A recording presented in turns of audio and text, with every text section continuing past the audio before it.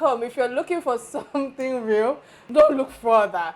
You are on to Real Talk with Kike on live Silverbird television where conversations are real. Excellent afternoon to my viewers, for those who are always making fun of me, saying excellent. Of course, it's a gracious afternoon. You're welcome to another opinionated edition of Real Talk with Kike. My name remains Kike Lomatanda. Of course, I never do this alone because I'm on set with my beautiful co-host. Let me start with Lola. Lola, how you doing today? I'm very excited to be on the show. How is everybody? I hope we're all keeping safe.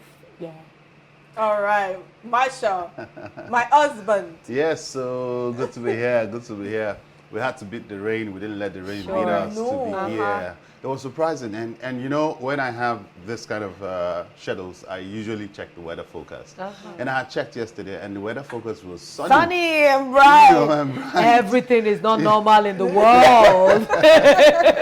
So good to be here. Good to be here. My name is Marshall and Lolo. It's been since the demise of your mom. We've not been on set together. Okay, you guys have not been on set together. No, we haven't. Oh, really? Please, let the world empathize. It is well. It is well. Please. Now you're making me shy. What is it? Oh, gosh. All right. Okay, you look good. Oh, thank you. And no, as usual, our spirit always blends, you know. Oh, what's that supposed to be? I have a bit of you too. Yeah, so what are you saying? Yes, A touch of wine. Yes. So this is a co-wife situation. A co-wife situation. Guys, only if you know what happens in our WhatsApp group. But you know what? What actually happened today in Nigerian history? Yes. Let's check it out on This Day in History. This Day in History. Please stay with us.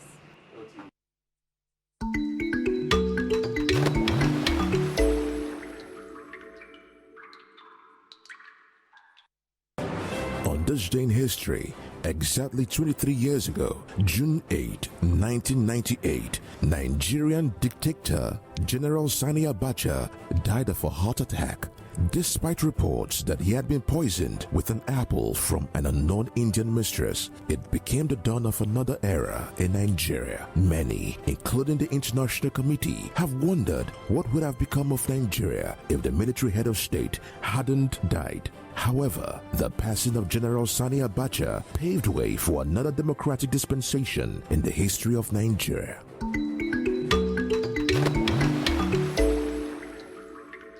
All right, welcome back on This Day in History. Motunde, what's your take on it? Honestly, I remember the day like yesterday. I was in Surulere, Bode Thomas to be precise at that time, and you could see people From the street. throng the streets in celebration. And it was the first time that I said, no. For someone to die and people rejoice like that is something, it was a bit weird for me to take. But anyway, the demise of Abacha at least heralded the interim government at that time. And, you know, we started working our way towards democracy. That's something that we could take away from his death at that time. Because remembering it is it brings ghost pimples. When someone dies and people rejoice, it was so weird for me. Well, you flip it around because you are concerned about how Nigerians reacted when somebody died. But could you have imagined how leaders who were in power at the time, reacted when Nigerians died? It can't be flipped. That's something unflippable. It's unflippable. Well, like the documentary, the short commentary said, it gave way for democracy. We had the interim government before the democracy. And we thank God for all that happened. Well, you know, I still find it controversial because he seems to be everywhere that he died from eating forbidden apples. Exactly. From some Indian, something. Until today. You mean? Yeah. Egyptian, not Indian. So the notion is Egyptian. Some say Egyptian. Some say so. There must be something foreign. Are you kidding me that it was something like that? We have to conclude that. Oh, really? All right. I think for me, when I think of Abacha's regime, I'm thinking about all the money he has looted and how that money could have been of added value to our development, especially when it comes to infrastructure facility.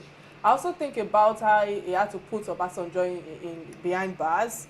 You know, I think about quite a number of things, and I cannot see much positivity to attach with him. And I think that that's part of the challenges that we are still facing till date. You know, when you think about on this day in history, since we've started, or Real Talk with Kike have transitioned to TV and we've started the segment on this day in history, True. I've never really seen something that is positive. And if you attach it back to what is happening today, our children will be in the same position that we are in, and they will be saying on this day in history, 8th of June, Twitter was banned, Kike was banned, something was banned, there were killings in Bayapa or your state and all of that. And I think that this is where we all need to sit down, change the narrative quickly, because all this negativity is just too much, and it just shows that we've never been lucky to have a good leader when it comes to our governance or our leaders in Nigeria. I think on that note, it's important for us to take a quick message from our sponsors. Please stay with us. We'll be right back.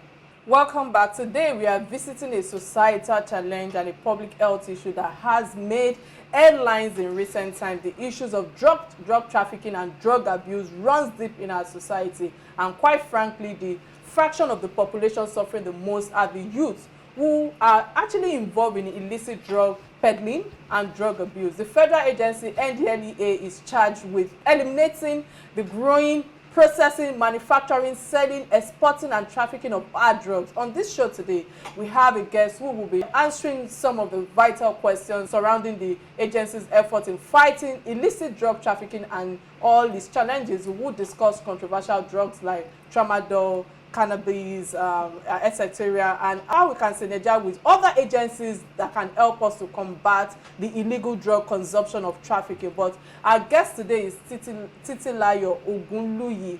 She is the Drug Demand Reduction Unit, that's DDRU of NDLEA, that's Lagos State Command. But let's take a quick look at her profile. Please stay with us. We'll be right back. All right, welcome on the show, Titilayo Ogunluyi. I hope I pronounced that properly. Perfectly.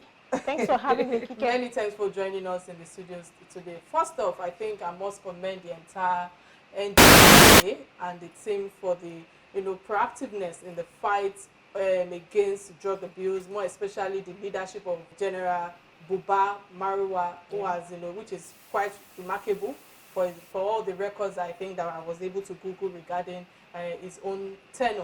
And I think my first question to you is that this year alone, I could say that hard drugs worth millions of dollars and have been uncovered till date. So the figures are overwhelming, to be honest, and I think that a single drug baron in the last week of May was uncovered with 8 billion naira worth of cocaine.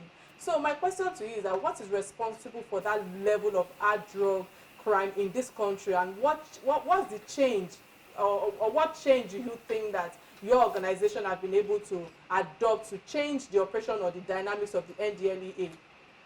Thank you, Kike, for asking that question.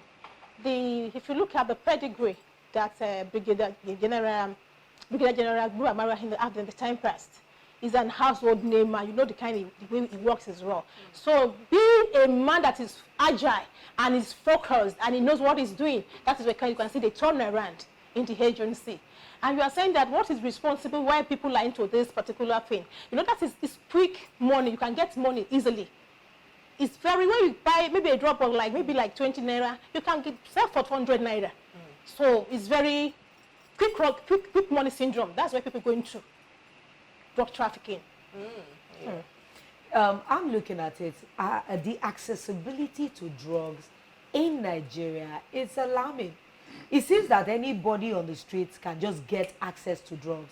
And I know that for people to be caught importing, exporting, not even importing, that means people are growing these hard drugs here, processing it here to be able to take it out. So what is the agency doing to be able to nab it right from the farm before it even gets out to the streets or before it's even refined?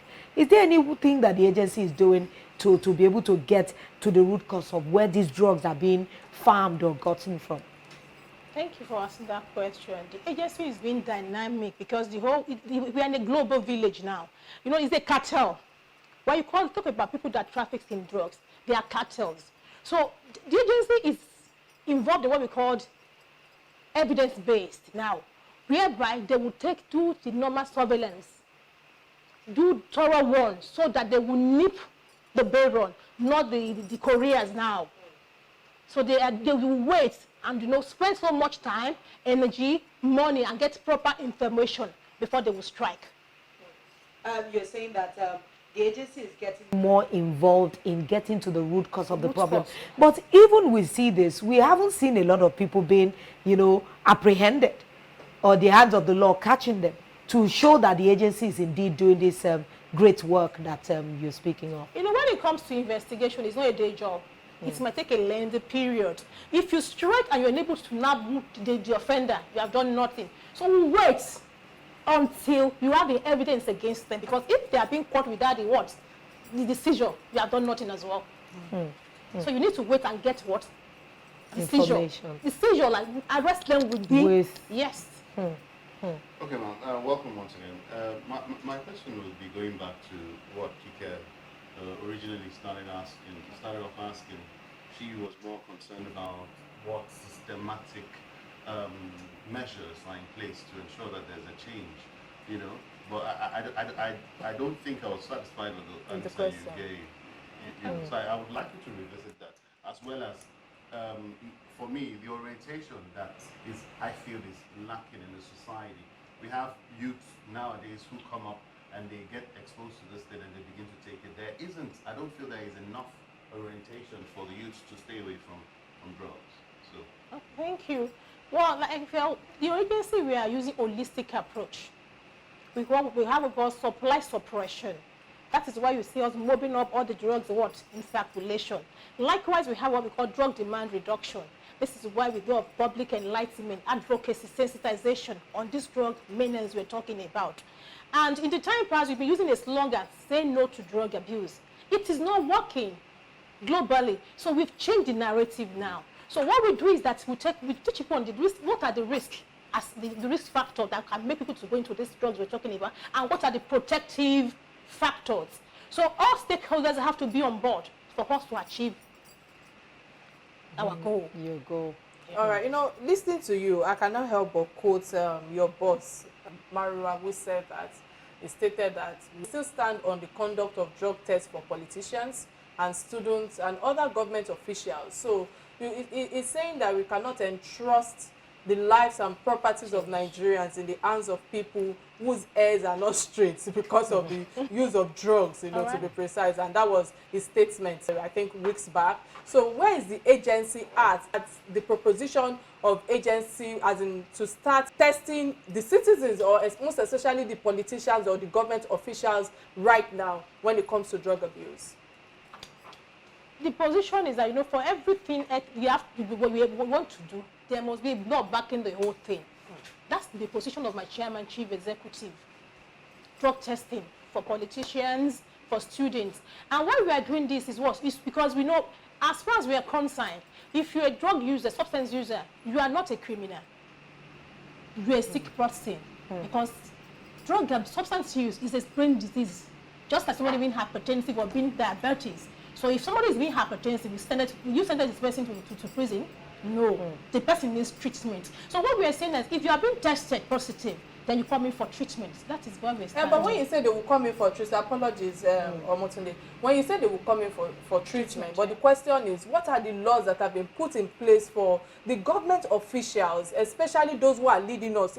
Exactly just 8 days ago, it was revealed that the crime has gone online, and that the dispatch, riders are being used on high-profile politicians in Nigerians, and are also involved in all of this drug abuse. So the agencies like NAFDAC, Nigerian Custom, and the NGOs and the likes and all of that, how are they collaborating with with their agency to ensure that there's a fight against this abuse and trafficking, which is ongoing online now on this digital stream that we are all talking about, that the government wants to ban? The challenge is when we talk about war on drugs, is war on human being. Animals are not taking what we are talking about.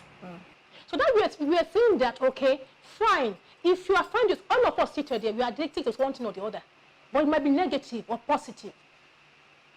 Because when it comes to drugs, it works on what? It affects your what? Your behavior, your biological structure. It won't allow you to function the way you ought to function. So we are saying that wherever that is what? Addicted So substance use. How is a company collaborating with other agencies, the likes of NAFDAC, the likes of other NGOs? What is the collaboration between both parties or both organizations that is making sure that there's safety amongst the politicians, especially those who are leading us, and the youths? Sanity, not just safety. Okay, the sanity in the land. We have a synergy with other sister agencies. We have a synergy with them. There's no doubt about it. Because we know that NDLEA cannot fight the one on our own. So we need the sister agency. If you see, oftentimes, even when NAFDAC, they're having programs, they are always together. It's custom. They make arrests, they transfer to us. Even the police. So we are what? SSS, all of us, we work together. I'm wondering that you said a lot of things about, you know, politicians, part of the people that you are really focusing on. I'm wondering what that process would be, because there has to be a process. How do you do it? Is it that somebody makes a report and you guys go to test the politician, or you heard some, maybe some chatter in the dark web that this person peddles drugs? Because there are a lot of unfounded allegations against some that we have even seen in public parlance. Many of them, now even when we're talking substance abuse, I'm a bit confused sometimes. Is marijuana still a drug as defined as illicit in Nigeria? Because the area boys on the streets, they are openly using it. So I'm not even talking about cocaine and all these other elevated drugs that are hidden. So what's happening there? I want to know. Maybe Nigeria has moved up to one of the countries that some of these things are acceptable. Let's say. All right. And the first area you asked about the politicians, how do we go about that? We all know that when politician wants to go into whatever, they're going to screening. So what my boss is saying, they will be going for what? Drug screening at the inception. At the inception, before they go into the, get into the office. And you think that there's an upsurge of the way people using marijuana on the street. And you, like I said, people that use that are involved in substance use, they are not criminals. They are what? They are just what? Hey, but how do we marry that? Because some of their activities lead to crime. I know some of these area boys, thieves, kidnappers, some of them use these substances, you know, they are all mixed together. Drugs is at the base of crime. Of course. So how are we to... Okay, there's no crime that can be perpetuated without drugs being involved. Okay? What we are saying is that, okay, even if you see somebody that is taking drugs, don't stigmatize them. We can't criminalize them. They are sick people, they need help. So that is why every stakeholder, I have a role to play. You have a role to play. These people need help. All we can do is to take them to what? Rehabilitation center. When you say rehabilitation center, I was just going to ask you, how many rehabilitation centers do we actually have in Nigeria? I know a lot of NGOs that are really at the forefront of fighting some of these drug-related issues. But the government agencies, where are they? Where are these rehabilitation centers? Is it in Lagos? Where is the one in Lagos? The one in the federal? Are all the states? Do all the states have rehabilitation centers that are maybe funded by government? Yes, we have your psychiatric hospitals there. All the government hospitals, you have section for drugs. There's the issue of mental health. It's what's under mental health. Likewise, in all our formation NDLEA, we have rehabilitation center. You rightly said that we don't have enough spaces, and that is why we are crying out loud. Prevention is better than cure. So that you can go back to the basics. If you have lost our values, when we were growing up, we were raised by community. But now, it's my child, it's your child, don't touch it. So we are failed. When it comes to parenting, most of us are failed because we are after our career, you know, and we think we can buy these children with our money. What do you want? You want iPhone, whatever, I'll buy it for you. Those children, they are crying out that we need what? You need bonding, attention, and they're not getting it. So when you fail to give them enough information, they get it from their friends. And what can they get? What can their friends offer them? Okay, I can understand that most of a large percentage of what you're talking about is focused on community effort. But I beg to say that it's not the community that is on the seat right now on the Real Talk show. It's an NDLEA. Yeah. So we would like to focus more on NDLEA and the functionalities and what you're doing, and then get the resources from that angle and not from the community angle.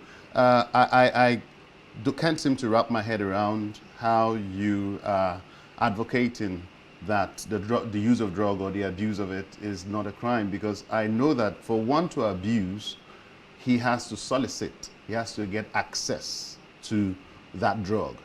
Isn't the the act of gaining access to that drug a crime on its own? The act of selling it, isn't it a crime on its own? The person who sells is the trafficker. The person who buys then, if they are not buying, nobody will be selling. So why would somebody buy and use and not be considered a criminal? Because Nigeria is not existing in isolation. We are we are in a global village now. So the word is saying that people that are doing drugs, substance users, they are not criminal. Do you get what I'm saying now? So that is why we are now saying, okay, let's do more of prevention, so that it saves money, and people will know. Because when this thing happens, because they said in rehabilitation, you don't have a recovered addict, you have a recovering addict, because it can slip at any point in time. After being all done, some will be coming, because relapse is part of rehabilitation. Okay, I'm just sorry. I was going to say, before we get back to you, because I know you want to take a swipe at her, but before that, there has been rising cases of drug abuse, predominantly in the north in recent time. I'd like to know specifically what campaign, what measures, what strategies is the NDLEA putting to ensure that these numbers come down. The numbers have been going up, over the roof in the north. What have you been doing? They drink all sorts of things, they smoke all sorts of things. They are doing a lot over there, because I do know they work with, like you said, you can't take the place of community. You have to sensitize. What are the lots you're doing? That's what I'm saying. They will get closer to the grassroots, because these people selling and people taking as well, they come from a what? From a source. So when you're able to reach out to the community, they're able to pin out, okay, educate them, enlighten them on this source. So it's all right.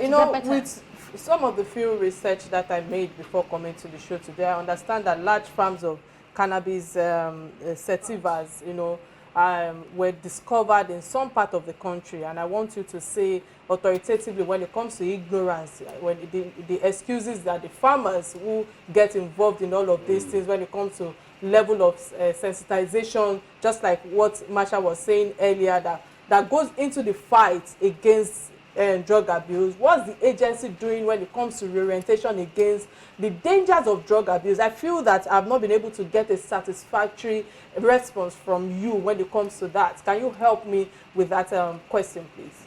Okay, concerning farmland. Yes. That's what are we doing about it? The large farms land. That's been discovered. Yes, especially during the cannabis sativas. Okay. Yes. Some people will say they didn't know. They didn't know, yes. She said ignorance. But ignorance is not an excuse in the court of law.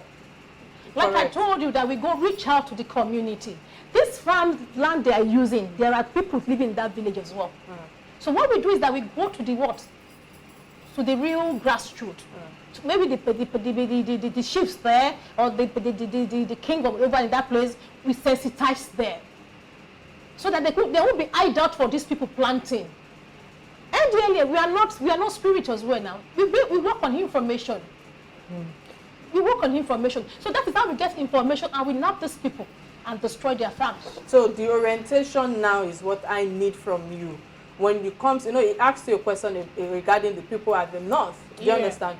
What are the orientation that you do in your own agency to at least change the narrative or the orientation of the youth, especially those who are at the north, those people who are farmers and all of that? Sometimes I feel that, do you use maybe an example of any of them who are going through such challenges when it comes to drug abuse, to say that, look at your fellow youth, look at what is going through, are there any training that you guys do during this period as well? Systematically speaking. Yeah. And what we do to an extent, we work with other NGOs as well. So if people that maybe they need vocational training, we assist them so that they can have something, an idle hand is devil's workshop, so that they can be occupied. Then we make them to know life is all about choice as well, because this thing we're talking is about choice. And you make them, these are the things, if you do this, these are the effects. Because they are claiming ignorance. In the course of doing this job over years, when you are constantly, madam, I do because I carry everything, so I need, or I drive for a longer period, I need to strengthen myself to be on the steering or whatever. So it's ignorance. But by the time you educate, they now look at it, because they are destroying their selves.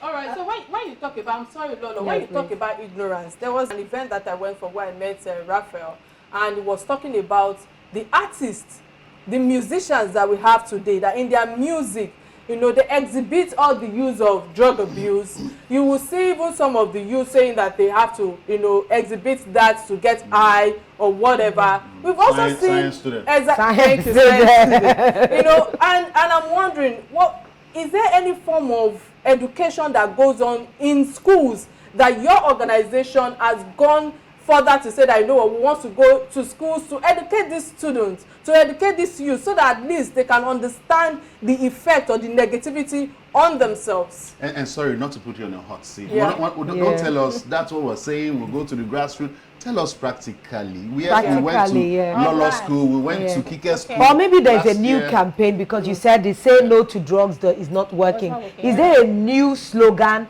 that you guys have put in place? Yeah, so all right, for example, now we know, because we know that this thing we're talking about is health issue. So what we are trying to do now is that we educate the teachers, because they are the ones that will be permanently with those children. We come, we deliver the lecture, we go. Because some of these students we're talking about is out of low self-esteem. Okay. They get involved in all the things we're talking about. And peer pressure. Peer pressure. There are so many factors that can, curiosity, you know. But by the time, if you remember when we were growing, if you score 0, they will draw your ear, they will draw your nose, and they start singing for you. It reduces a child's low self-esteem. So we try to educate the teachers. We call it school-based program. So that is the teachers, after we have taught them, they will now continue to pass the message.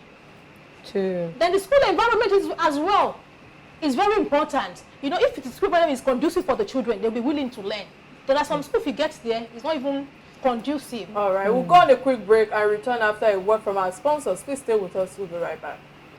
All right, welcome back. Glad to know you're still with us. In case you're just joining the show, today's conversation is on drug abuse, drug trafficking, and all the process that goes into the practicality of drugs. And we have the Assistant Commander of Narcotics, who is also the Principal Staff Officer, Titilope Ogunluyi. Thanks for joining us again today. You know, I know that we've been talking about a lot, but I think that it's important for us to quickly open our phone lines. Don't forget that you can be part of this conversation by calling our studio number 080-988-77400. It's showing on your screen right now. And of course, remember that we are streaming live on Real Talk with Kike platform and also on Silverbell Live YouTube page and all. So you can be part of this conversation.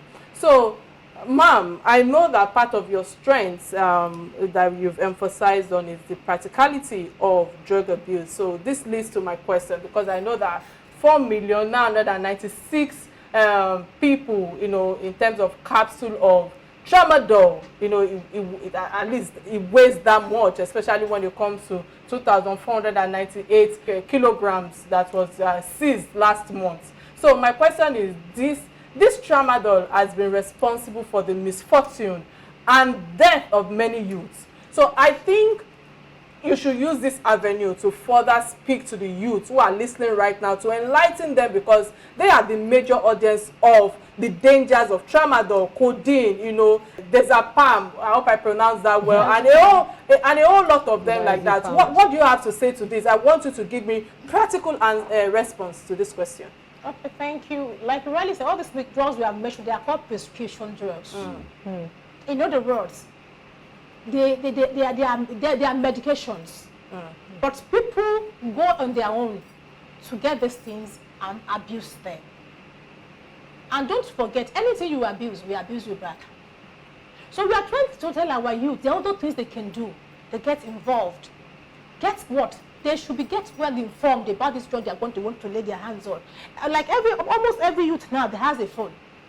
Can't you just Google the consequence of this thing we're talking about? Even if you don't have the information at your hand, but even if you don't do that, the other things, so that you know that everything you have, there's a consequence for it. It might be positive or it might be negative. But this time around, we can see the harm that this tramadol has caused our youth. But they tell you it's positive. They say it makes them high. Exactly. So even if they Google, they will see an artist, like Kike had said, or was it you that even said? Some of the music videos, said, we so when I see said open use of some of these illicit drugs. And they will see that, oh, it makes you high, it takes you to cloud 9. How do you want that person to now say, oh, tramadol is not good? He'll simply go and take it. So, and mix all of that together. Okay, what we are saying here that, okay, all this mixture you are talking about, don't take any prescription unless a medical doctor or a pharmacist give you what? Prescribe it to you. Okay, so you know that we are not in a country that has laws binding us, especially when it comes to people walking into the pharmacy. Abroad, drugs, you know, you dare not go to any pharmacy and say you want to buy drugs without the prescription from your doctor. So what are the laws? I like to examine the role of the laws in most of our affairs in this country, especially when it comes to drawing the lines of sanity for our youth or our society. Our drugs, we know, is the potential deadly crimes, especially when it comes to our youth and even our politicians. We need to be open here. The loss of life, the destruction of lives of the youth, and also some of our leaders, you know, some of them are not okay upstairs, and we know that. Do you think that there are laws, the laws that you have put in place are effective enough against drug abuse and trafficking, especially compared to the laws of other countries that I just cited? When it comes to drug abuse, I think every other country, there's nothing that is a crime. It's not crime. Before you answer that question, we have a caller from Benin. Mende, many thanks for calling. Mande, many thanks for calling from Benin. Hello, good afternoon. What's your contribution on the show today? Please, can you reduce the volume of your TV set, please? It's audio. All right, make your point. We're listening. Good afternoon. I've been listening to you guys about the use of drugs and all that. Okay? Yes. Go ahead, continue. Yeah. I think the problem is what you guys have just highlighted. When our youth look up to these artists as people who have made it, and while shooting their video, you see them smoking these things, you see them kind of trying to display that, or even want to show the youth that their talent comes from these drugs that they are using. It's just for us and for you guys here to also let them know that that talent comes from God and not through the drugs they are using. It is possible that a youth can grow from childhood to adulthood, even till he dies without using drugs.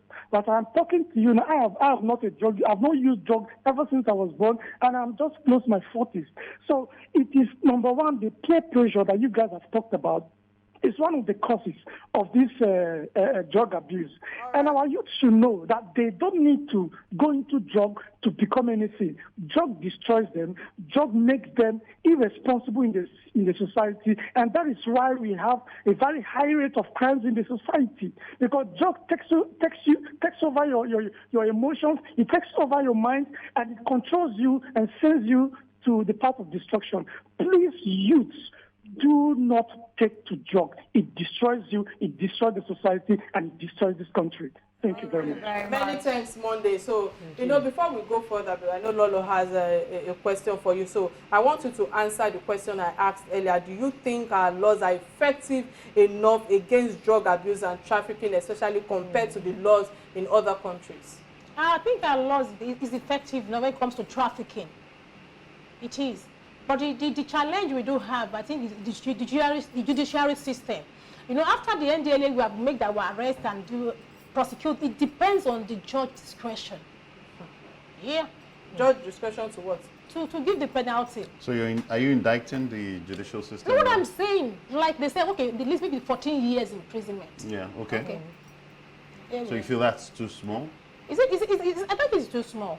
Okay. It's okay. Fantastic. It ranges from 14 to 21, depending on the. I see. So I think our law for the trafficking, I think it's okay. All right. Since we're talking about the youth, let's just focus on them. And what practical tips can we give the youth generally from NDLEA? Is there anything that is on ground? Like, okay, if I have a friend in school that is, you know, into illicit drugs or using this, do you have a helpline? Do you have a hotline? Do you have a website that they can call? Is there an email they can send to the agency? Because those are part of the things that we can actually do to help our youth get more proactive. And you just even mentioned, like if we go on your website, we'll be able to see that tramadol, oh, these are the causes, this is what it's used for, this is what it can cause, you know. Some of those things, are they available? I think we have a Twitter handle now, presently. Apologies, before you respond to that, we have a caller in Abuja. This is not a funny matter. We have a caller from Abuja. Chineme, thank you for calling on the show. Yeah, thank you so much. Good afternoon, everybody. Good afternoon. Good afternoon. Yeah, please, I want to make a little comment. To the topic is actually interesting, and I like the angle Mr. Marshall was coming from. Yeah, go ahead. Go ahead. Yeah, I happened to be with NDLEA CDS while I was serving as a corps member, and in my 1 year of service, there was nobody from the agency that even visited us while we were doing CDS, sensitization, public sensitization, and all that. So that goes a long way to show us how uncommitted they are to their jobs. I'm sorry to say, I have to be factual. Now, we have cases where even the so-called NDLEA officers arrest people with drugs and even use it. Madam can attest to this fact. Now, from the angle of attacking politicians that are using drugs and all that, we all know it is not possible. They will end up using NDLEA as EFCC to go against people that they want to bring down politically. This is Nigeria. Now, on the issue of rehabilitation and all those things, we don't have that capacity. So we have to be sincere. Let's take it from the fundamentals. I've seen police officers carrying AK-47 and smoking. One stopped me and worried. And if I had been used, probably I would have been shot. So this is not even issues of community or not community. Even law enforcement agencies abuse these drugs. And this is where our problem starts from.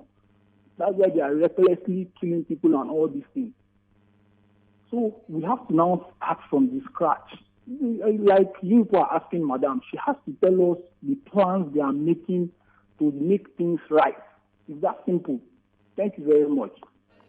I have something to say about him, but let's have you. Your question has changed. Yes, no. Yet to answer yes, Lola's maybe we should answer the question. Take Lola's question. What are the practical things that the young person can do that Your because reach out your lines. agency, your reach out lines, you have a hotline, if they go to your website, is it interactive? Are there psychologists, things that can actually help let's give them? the opportunity to retake. Yeah. Because she started off by saying, we have a tweet, and then... I had to, yes, she said they have... There's a Twitter handle, I'm Okay. telling you. Twitter handle. Twitter, you have a job agency, You're you saying still have you're a not Twitter handle. functional. You don't have a But that is functional all I know. outfit. That is what I know Twitter. for yes. Then for every state, we have the drug demand reduction units there. So and we work with this with the state government, with the local governments, all the people around the globe. So we Drug demand reduction unit. Okay, like a local government now, if you go to a local government, there's a You desk see. there There's a desk for there. NDLEA. Even at the state level, where we got the State Drug Abuse Control Committee is in existence, even here in Lagos State. So our number is always available if you have any issue or any challenge concerning substance use. Or you want to 24 hours. report... Exactly, 24 hours we are available. Okay. Kike, All right, apologies. I think that I might have to round up this session. Oh. I know there are Yeah. lots of calls Trending trying to come stories.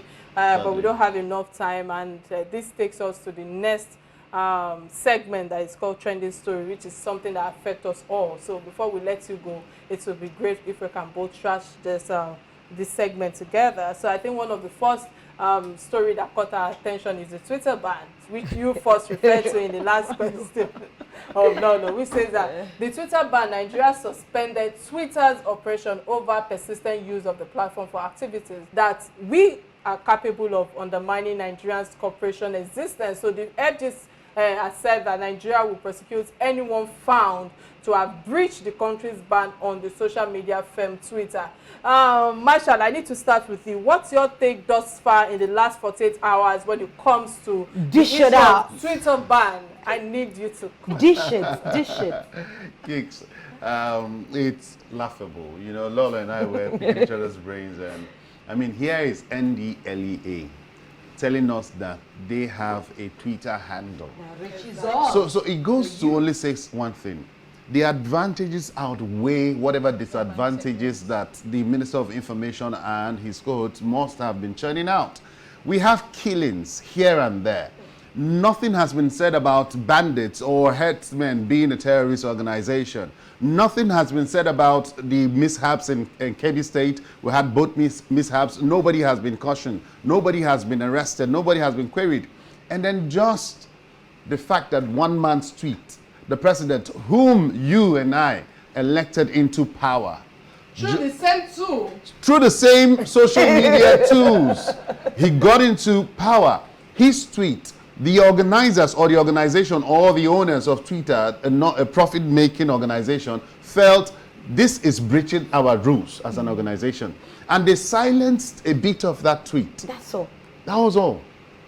I'm just wondering that who is advising our government?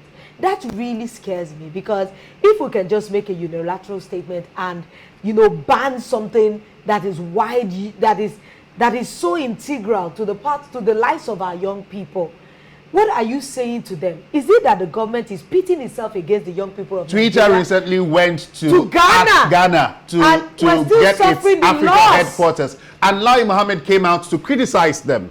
If they were to be in Nigeria, what would have happened? They would have blocked they would have sealed up the building. They would have, given them 5 million naira back. Let's hear from NDLEA. What do you feel about the ban on Twitter? Put Madam on the seat. Masha. Yes, ma'am. I work for the federal government of Nigeria. Of course, I know you do. Okay. So I think my responsibility here is to advocate, to sensitize on the dangers inherent in drug abuse and trafficking. All right. I'm towing the diplomatic line. And this takes me to my submission. But let me start from what my co-hosts, both of them have earlier said. And what I have to say on this Twitter ban is that all the action that have been taken by the government in the last 72 hours actually tells you that the government can actually act swiftly if they want to. It's sad enough that, just like you earlier said, that there've been banditry, there've been all sorts of challenges that we are going through globally. It simply shows that they have deliberately grown insensitive to its citizens, to our needs. So it's unfortunate that they can terminate Twitter operation in 24 hours. So, and at the same time, have we come to the operation of the terrorists, to the operation of the bandits? There are quite a number of issues going on, and you see that the mobile network is the speed that you can get from them when it comes to them reacting. Yes. So how come they've not provided solutions to the problem and agitation of the Nigerians swiftly, especially when it comes to our insecurity? Now, there is always a question mark on our leadership in Nigeria, just like during the, on this day in history that we've been talking about in the last 5 months. So secondly, there are actions that I can say that is extremely clear now, and that is about them shutting us up. You can see a representative from NDLEA who cannot speak authoritatively on the issues and it is because we all have fears of how to say it, what to say, and even the NBC too, that I believe that should be protected with the journalists, I found one thing. So I'm asking myself in pain now, who are the people protecting us? Even sometimes when people reach out to me and ask for my opinion about what's my submission on certain things, I have to tailor it down in a way that I have to choose my words carefully. I cannot authoritatively speak from the heart. It is from our president speaking from the heart that he has landed him into trouble. So the question now is that the media houses, they can't function naturally. They will be fined for speaking the truth. Journalists who are meant to use their voices for asking accountability and good governance from the government, they will be come after. And I don't even know where else that NBC, to be honest, actually stand in where we are today. And it's unfortunate that we have never been lucky when it comes to good governance in Nigeria. And this leads me to a question that I want Nigerians to ponder on. Who is going to take us to a place that will give us good governance in 2023? And how is the person going to get there? Because we know that the only active party that we have in Nigeria is APC and PDP. Are we ready to form another party to take the person there? That's the question I want you to ponder on. Unfortunately, quickly. I can't even reach NDLEA because their Twitter handle is down. Unfortunately. All right, so the other second trending story that caught our attention because of time, I believe that we have just 5 minutes left, is the Igogo Ibarapa massacre that happened. According to Vanguard, no fewer than 20 people have reportedly died in that area, which is the North local government area of Oyo State, and we've seen all sorts of scores of bandits on motorcycles storming the sleepy town. I think 2 nights ago or thereabout. Marshall, quickly, what's your submission on this story? It's sad. We see this initially we used to think that terrorism was far from us because you always, when you hear it in the news, it's in the north and in the north. But now it seems the West is becoming a hotbed of terrorism, a hotbed of all this kind of crimes. People go to bed now with both eyes open. And it's like you have just lamented. It's funny to see that what we hear from the government is they would get to the root of this. They will leave no stone unturned. And at the end of the day, the next day you hear another kidnapping and another terrorist activity going on somewhere else again. All right, many thanks, Marshall, for your submission. I think that I will first of all sympathize with the people of Ibarakpa. I just can't imagine the kind of pain and grief that they are going through right now, especially when it comes to the children, the young children, the youth in that community. I woke up middle of the night and I'm even crying. I'm in the comfort of my own home. I'm inside AC. I have a beautiful bed. I have constant light for over three years that even my children do not understand what it means that when they say there's no light. We went to visit somebody and they saying up NEPA. My children were asking what does that mean, and I'm wondering that means that we are not living a life that is balanced. Because a lot of people are somewhere else they are going through a lot of challenges. I woke up and I was overwhelmed in anxiety. We say that we are our brother's keepers, and yet those that will launch attack on in that village, do you understand, are supposed to be our brothers, so to speak. And yet, how long do we want to, deceive ourselves or deceive each other in this country that we are not actually our brother's keepers? We are only working for individuals, and we are only concentrating on our pockets and what takes us to the next level, regardless, even if it means that you have to put a gun to your neighbor's head. And on that note, I think this is where we have to draw the curtains of the show. Again, madam, thank you for coming on the show today. I believe that we have to, and of course, my co-host, thank you so much. It was great having your opinion on most of these challenges. So we'll come your way on Thursday. Of course, you can catch me on Inspiration FM 92.3 tomorrow at 5 p.m. But we'll come your way on Thursday. Please stay safe and keep being real. Thank you, Ma, for coming. Thank you. Thank you for having me. Bye.